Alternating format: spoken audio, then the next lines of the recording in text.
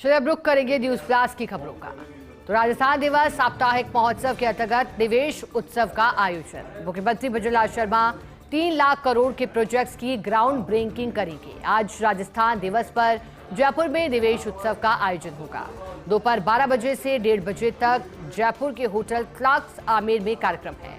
Bhajanlal Sharma rising Rajasthan global investment summit के अंतर्गत सौगातें देंगे। लगभग 3 लाख करोड़ रुपए के विकास कार्यों की प्रोजेक्ट्स की ग्राउंड ब्रेकिंग की सौगात देंगे। लॉजिस्टिक, डेटा सेंटर, टेक्सटाइल और अपैरल पॉलिसी का होगा विमोचन। राइजिंग राजस्थान के निवेश प्रस्तावों की मॉनिटरिंग हेतु मोबाइल ऐप का शुभारंभ भी होगा।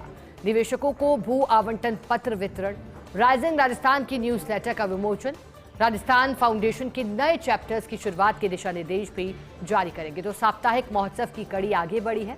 कल राजस्थान दिवस मनाया गया, लेकिन शुरुआत 25 मार्च से आयोजित होने वाले कार्यक्रमों की हुई थी। अलग अलग शहरों में साप्ताहिक महोत्सव हुए थे, लेकिन अब इसी कड़ी में निवेश उत्सव का आयोजन साप्ताहिक महोत्सव के तहत। मुख्यमंत्री भजनलाल शर्मा 3 लाख करोड़ के प्रोजेक्ट्स की ग्राउंड ब्रेकिंग आज राजस्थान दिवस पर जयपुर में निवेश उत्सव का आयोजन होगा।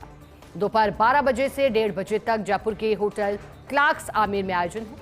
Bhajanlal Sharma rising Rajasthan global investment summit के अंतर्गत सौगातें देंगे। लगभग 3 लाख करोड़ रुपए के प्रोजेक्ट्स की ग्राउंड ब्रेकिंग की सौगात देंगे। लॉजिस्टिक, डेटा सेंटर एवं टेक्सटाइल और अपैरल पॉलिसी का विमोचन होगा। राइजिंग राजस्थान के निवेश प्रस्तावों से जुड़े मॉनिटरिंग हेतु मोबाइल ऐप का शुभारंभ भी होगा। साथ ही निवेशकों को भू आवंटन पत्र वितरण, राइजिंग राजस्थान के न्यूज लेटर का विमोचन भी आज के कार्यक्रम में होगा। राजस्थान फाउंडेशन के नए चैप्टर्स की शुरुआत के दिशा निर्देश भी सीएम जारी करेंगे। और अब चिकित्सा विभाग से जुड़ी बड़ी खबर। ग्रीष्मकालीन सत्र के चलते कल से ओपीडी का समय बदल जाएगा। सभी अस्पतालों में सुबह 8 से दोपहर 2 बजे तक ओपीडी का समय रहेगा। ओपीडी के समय में बदलाव को देखते हुए अस्पतालों में तैयारियां शुरू की गई हैं। एसएमएस अस्पताल में ओपीडी का रजिस्ट्रेशन आधे घंटे पहले होगा शुरू। मरीजों के दबाव को देखते हुए सुबह 7:30 बजे से रजिस्ट्रेशन होने लगेगा। आईपीडी में भी ऑपरेशन समेत अन्य सेवाएं 8 बजे से शुरू होंगी। तो ग्रीष्मकालीन सत्र की शुरुआत हो या फिर शीतकालीन सत्र की, अस्पताल में समय में बदलाव होता है। 1 घंटा पहले कम और 1 घंटा बाद में बढ़ा दिया जाता है। ग्रीष्मकालीन सत्र के चलते कल से ओपीडी का समय बदलेगा। सभी अस्पतालों में सुबह 8 से दोपहर 2 बजे तक ओपीडी रहेगी। ओपीडी के समय में बदलाव को देखते हुए अस्पताल में तैयारियां भी शुरू कर दी गई हैं। एसएमएस अस्पताल में ओपीडी का रजिस्ट्रेशन आधे घंटे पहले शुरू होगा। मरीजों के दबाव को देखते हुए सुबह 7:30 बजे से शुरू होगा रजिस्ट्रेशन। आईपीडी में भी ऑपरेशन समेत अन्य सेवाएं 8 बजे से शुरू हो जाएंगी। तो मदद का मरहम, म्यांमार में भारत का ऑपरेशन ब्रह्मा। भूकंप पीड़ितों की मदद के लिए 10 सदस्यीय दल पहुंचा म्यांमार। भूकंप से अब तक 1700 से ज्यादा लोगों की जान जा चुकी है। अभी भी युद्ध स्तर पर राहत और बचाव कार्य चलाया जा रहा है। ऑपरेशन ब्रह्मा के तहत आवश्यक सहायक सामग्री उपलब्ध करवाई जा रही है। साथ ही मुख्यालय, एकीकृत रक्षा स्टाफ, भारतीय सेना, भारतीय वायुसेना, एनडीआरएफ के साथ मिलकर मानवीय सहायता, आपदा राहत कार्य आगे बढ़ रहा है। कपड़े, भोजन, दवाइयां और आपातकालीन सेवा भी उपलब्ध कराई जा रही है। तो म्यांमार में 7.7 तीव्रता का भूकंप, निर्माणाधीन बिल्डिंग का नीचे गिरना और हजारों की संख्या में लोगों की जान जाना। भारत ने मदद का मरहम लगाया है। म्यांमार में भारत का ऑपरेशन ब्रह्मा भूकंप पीड़ितों की मदद के लिए 10 सदस्यीय दल म्यांमार पहुंच गया है। भूकंप से अब तक 1700 से ज्यादा लोगों की मौत हो चुकी है। अभी भी युद्ध स्तर पर राहत और बचाव कार्य चलाया जा रहा है। ऑपरेशन ब्रह्मा के तहत आवश्यक सहायता मुहैया कराई जा रही है। मुख्यालय, एकीकृत रक्षा स्टाफ, भारतीय सेना, भारतीय वायुसेना, एनडीआरएफ के साथ मिलकर मानवीय सहायता, आपदा राहत आगे बढ़ा रहा है। कपड़े, भोजन, दवाइयां और आपातकालीन सेवा उपलब्ध कराई जा रही है।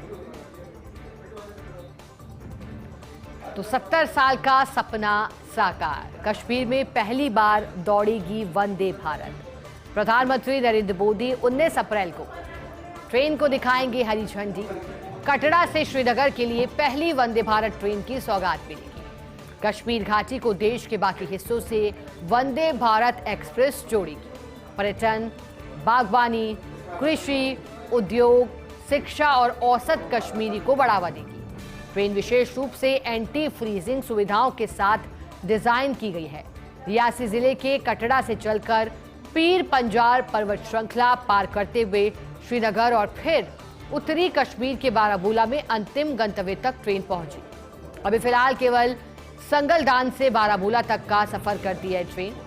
पीएम नरेंद्र मोदी, रेल मंत्री अश्विनी वैष्णव, केंद्रीय राज्य मंत्री डॉक्टर जितेंद्र सिंह, एलजी मनोज सिन्हा, मुख्यमंत्री उमर अब्दुल्ला की मौजूदगी में शुभारंभ होगा। तो सौगात जहां पूरे देश को है, वहीं इंतजार कश्मीर का हो रहा था। अब कश्मीर में भी वंदे भारत ट्रेन की सौगात मिली है। बता दें कि पहली बार दौड़ेगी वंदे भारत ट्रेन। 70 साल का सपना साकार हुआ। प्रधानमंत्री मोदी 19 अप्रैल को ट्रेन को हरी झंडी दिखाएंगे।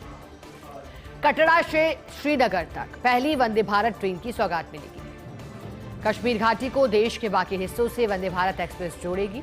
पर्यटन, बागवानी, कृषि, उद्योग, शिक्षा और औसत कश्मीरी को बढ़ावा देगी। ट्रेन विशेष रूप से एंटी फ्रीजिंग सुविधाओं के साथ डिजाइन हुई है। रियासी जिले के कटड़ा से चलकर पीर पंजाल पर्वत श्रृंखला तक पार करते हुए श्रीनगर और फिर उत्तरी कश्मीर के बारामूला में अंतिम गंतव्य तक ट्रेन पहुंचेगी। अभी फिलहाल केवल संगलदान से बारामूला तक सफर करती है ये ट्रेन, लेकिन फिर इसमें वृद्धि की जा रही है। पीएम नरेंद्र मोदी, रेल मंत्री अश्विनी वैष्णव, केंद्रीय राज्य मंत्री डॉक्टर जितेंद्र सिंह, एलजी मनोज सिन्हा, मुख्यमंत्री उमर अब्दुल्ला की मौजूदगी में शुभारंभ होगा। और देश की पहली हाइड्रोजन ट्रेन आज जिंद सोनीपत रूट से दौड़ेगी। चेन्नई की इंट्रीगल कोच फैक्ट्री आईसीएफ द्वारा निर्मित है ये ट्रेन। जिंद से सोनीपत के बीच 89 किलोमीटर के रूट पर ट्रायल आज होगा। 110 किलोमीटर प्रति घंटे की रफ्तार से चलेगी हाइड्रोजन ट्रेन। 2638 यात्री को ले जा सकेगी। 1200 हाउस पावर की क्षमता वाली ट्रेन संचालन से देश में स्वच्छ और टिकाऊ परिवहन को बढ़ावा मिलेगा। रेल मंत्रालय ने ट्रेनों के निर्माण के लिए 2800 करोड़ रुपए आवंटित किए थे, जिसके तहत 35 हाइड्रोजन ईंधन से आधारित ट्रेन निर्मित की जा रही है। यह हाइड्रोजन ट्रेन दुनिया की सबसे लंबी हाइड्रोजन ट्रेनों में शुमार होगी। हरित प्रौद्योगिकी, कार्बन उत्सर्जन कम करने की दिशा में महत्वपूर्ण कदम इसके माध्यम से उठाए जा रहे हैं। तो इसकी चर्चा इसलिए क्योंकि रफ्तार इसकी 110 किलोमीटर प्रति घंटे की है और प्रदूषण मुक्तता पर जोर दिया गया है। देश की पहली हाइड्रोजन ट्रेन आज जिंद सोनीपत रूट पर दौड़ेगी। चेन्नई की इंटीग्रल कोच फैक्ट्री अर्थात आईसीएफ द्वारा निर्मित है ये ट्रेन। जिंद से सोनीपत के बीच 89 किलोमीटर के रूट पर ट्रायल आज होना है। 110 किलोमीटर प्रति घंटे की रफ्तार से हाइड्रोजन ट्रेन चलेगी। 2638 यात्रियों को ले जा सकेगी ये ट्रेन। 1200 हॉर्स पावर की क्षमता वाली ट्रेन ये बताई गई है। ट्रेन संचालन से देश में स्वच्छ और टिकाऊ परिवहन को बढ़ावा मिलेगा।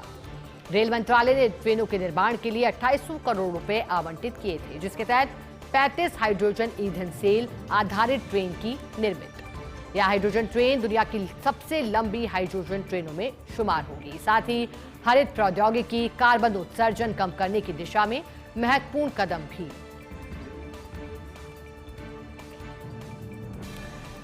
गौर गौर गणपति ईसर पूजे पार्वती।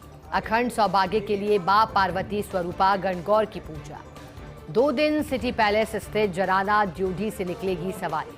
सुहागिन महिलाएं आखिरी दिन व्रत रखकर मंगल गीत गाकर 16 दिवसीय गणगौर की पूजा करके पवित्र जल में विसर्जन करेंगी। आज शाम शाही लवाजमे के साथ गणगौर माता की सवारी निकलेगी। वहीं कल बूढ़ी गणगौर माता की सवारी निकाली जाएगी। सवारी के दीदार के लिए देशी विदेशी सैलानियों की भीड़ उमड़ रही है। त्रिपोलिया गेट से लेकर गणगौरी बाजार तक चहलकदमी रहेगी। छोटी चौपड़ पर 40 महिला कलाकार घूमर नृत्य की प्रस्तुतियां देंगी। दरअसल भगवान शिव और मां पार्वती को समर्पित है गणगौर पूजा। शिव और पार्वती की मिट्टी की मूर्तियां बनाकर ये पूजा की जाती है। मनवांछित वर की प्राप्ति हेतु अविवाहित कन्याएं व्रत रखती हैं। तो गणगौर का पर्व आज मनाया जा रहा है। इससे पहले 16 दिन तक गणगौर माता की पूजा की जाती है।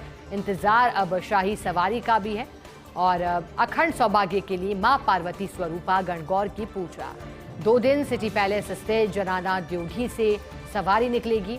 सुहागिन महिलाएं आखिरी दिन व्रत रखकर मंगल गीत गाकर 16 दिवसीय गणगौर पूजा करके पवित्र जल में विसर्जन करेगी। आज शाम शाही लवाजमे के साथ गणगौर माता की सवारी निकाली जाएगी, तो वहीं कल बूढ़ी गणगौर माता की सवारी निकाली जाएगी। सवारी के दीदार के लिए देशी विदेशी सैलानियों की भीड़ उमड़ेगी। त्रिपोलिया गेट से लेकर गणगौरी बाजार तक चहलकदमी रहेगी। छोटी चौपड़ पर 40 महिला कलाकार घूमर नृत्य की प्रस्तुति देंगी। दरअसल भगवान शिव और मां पार्वती को समर्पित है गणगौर पूजा। शिव और मां पार्वती की मिट्टी की मूर्तियां बनाकर पूजा की जाती है। मनवांछित वर की प्राप्ति हेतु अविवाहित कन्याएं भी रखती हैं व्रत।